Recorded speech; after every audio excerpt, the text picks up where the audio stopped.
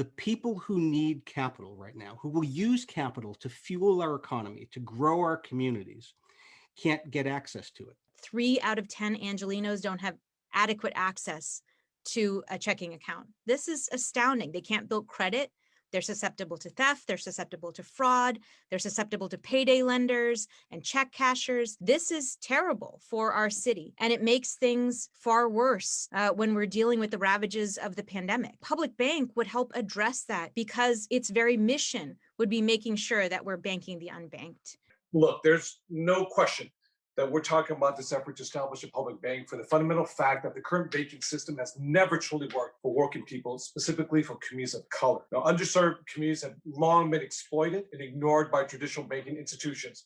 And a lot of the financial products offered don't speak to the needs of our community. The needs for public banking is clear, and we don't need to look much further than some of the practices like JP Morgan, who settled for $55 million over racial discrimination lawsuit because of the bank's discretionary application of mortgage interest rates in Black and brown communities. We must put the needs of our communities over the profits of corporations. Together, we are not waiting any longer to root out the racism that has shut the doors of opportunity for Black, brown, and immigrant communities, and that has exacerbated the pandemic and the recession. So there's no wonder that the movement toward public banking has garnered some strong opposition from the traditional banking industry.